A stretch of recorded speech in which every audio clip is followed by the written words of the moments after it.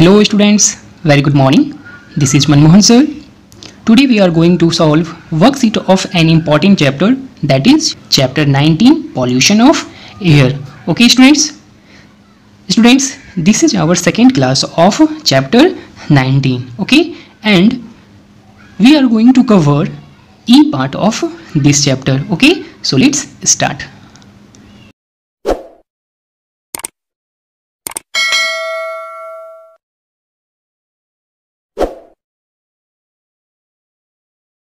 Students, हमारे chapter 19 का ई part है answer the flowing questions. Okay, और हमारा फर्स्ट क्वेश्चन है give the meaning of the term smoke, list it's harmful effects. Okay students, यहाँ पर हमें स्मोक के मीनिंग को मेंशन करना है और साथ में स्मोक के हार्मफुल इफेक्ट्स को भी क्या करना है, मेंशन करना है. ओके, तो हमारा आंसर होगा a combination of smoke with fog, oxides of nitrogen and other air pollutants is called smoke. है ना, जब धुएं में, जब स्मोक में, ठीक है, क्या मिक्स हो जाता है, फॉग, ऑक्साइड्स ऑफ नाइट्रोजन या कुछ other air pollutants.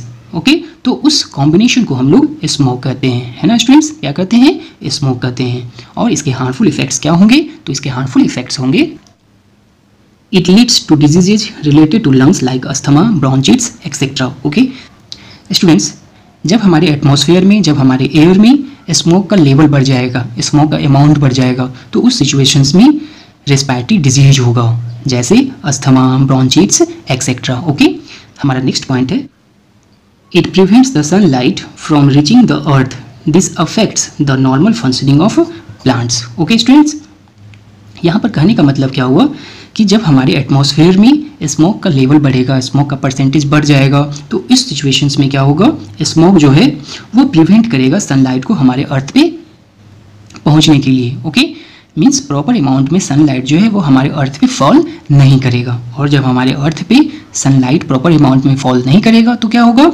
This affects the normal functioning of plants. Okay students, हम जानते हैं कि प्लांट्स को फोटोसिंथेसिस के लिए क्या चाहिए, राइट अमाउंट में सनलाइट चाहिए. है ना, और जब प्लांट्स को राइट अमाउंट में सनलाइट नहीं मिलेगा तो उस सिचुएशंस में इसका जो नॉर्मल फंक्शनिंग है वो इम्बैलेंस हो जाएगा. ओके, तो स्टूडेंट्स ये था हमारा question number first. Okay, I hope question number first समझ में आ गया होगा. है ना, now we start our question number second. Okay, our second question is write a short note on acid rain. Okay, हमें यहाँ पर क्या करना है, तो हमें यहाँ पर एसिड रेन के बारे में एक शॉर्ट नोट लिखना है. ओके, तो यहाँ हमारा शॉर्ट नोट क्या होगा, देखते हैं हम लोग.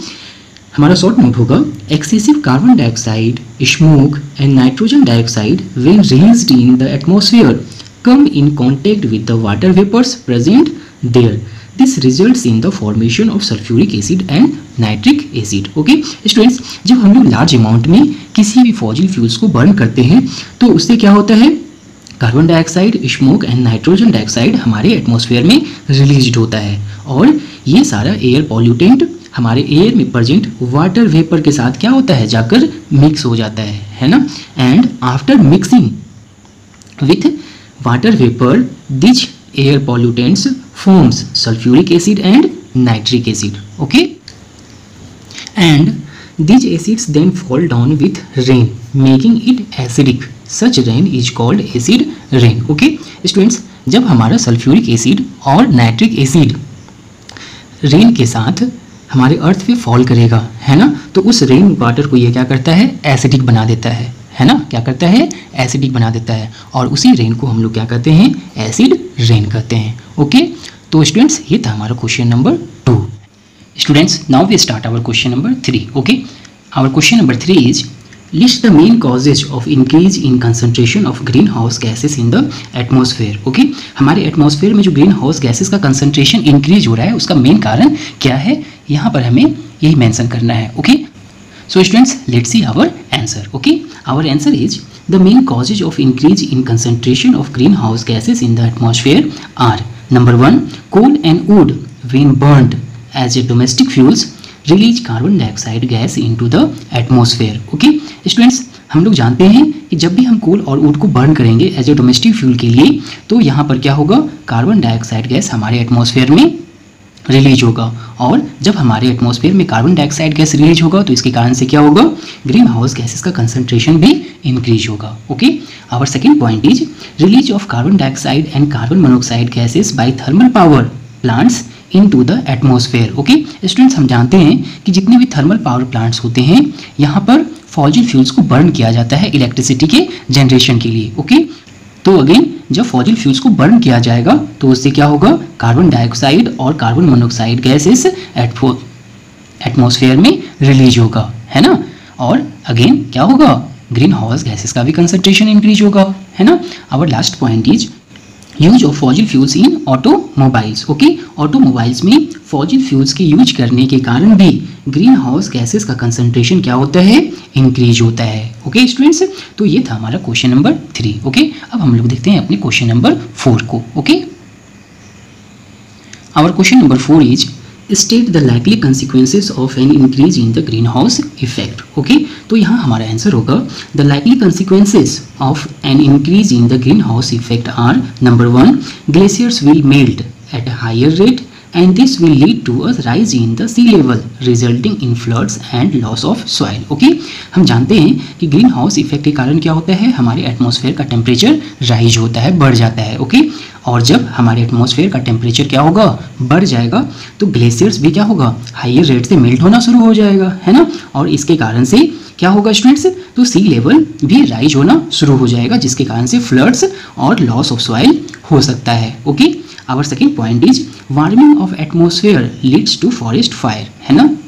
ग्रीन हाउस इफेक्ट के कारण हमारे एटमॉस्फेयर का टेम्परेचर क्या होगा स्टूडेंट्स, वार्म हो जाएगा, जिसके कारण से फॉरेस्ट फायर की भी पॉसिबिलिटी क्या हो जाती है, बढ़ जाती है। ओके, तो स्टूडेंट्स ये था हमारा question number 4, that is state the likely consequences of an increase in the greenhouse effect. Okay, now we start our last question of E part, that is write any 5 methods that can help to control air pollution. Okay students, यहाँ पर हमें 5 methods को mention करना है that can help to control air pollution. Okay, तो यहाँ हमारा first method होगा use of smokeless chulhas, solar cookers and biogas for cooking purposes. Okay students, हमें कुकिंग पर्पसेस के लिए स्मोकलेस चूल्हाज, सोलर कुकर्स और बायोगैस का यूज करना चाहिए। ओके, अगर हम ऐसा करेंगे तो ऐसा करने से लिस्ट अमाउंट में स्मोक प्रोड्यूस होगा, है ना। और जब लिस्ट अमाउंट में स्मोक प्रोड्यूस होगा तो डेफिनेटली हमारा एयर पोल्यूशन भी क्या होगा, कहीं ना कहीं कंट्रोल होगा। ओके, हमारा नेक्स्ट पॉइंट है use of unleaded petrol in automobiles.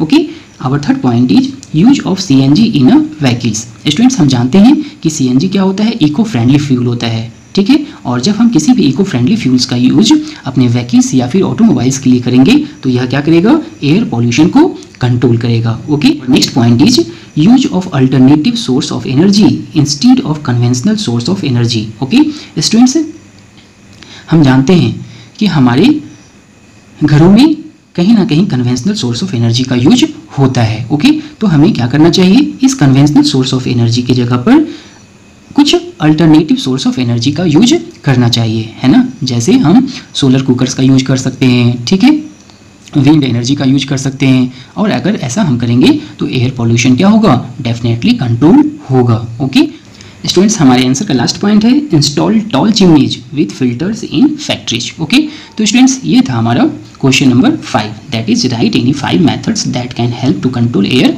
Pollution. Okay, I hope question number 5 आप लोगों को अच्छे से समझ में आ गया होगा, है ना। हमें किन किन मेथड का यूज करना चाहिए जिससे हम एयर पोल्यूशन को कंट्रोल कर सकते हैं। ओके, तो स्टूडेंट्स ये था हमारा ई पार्ट ऑफ चैप्टर 19, है ना।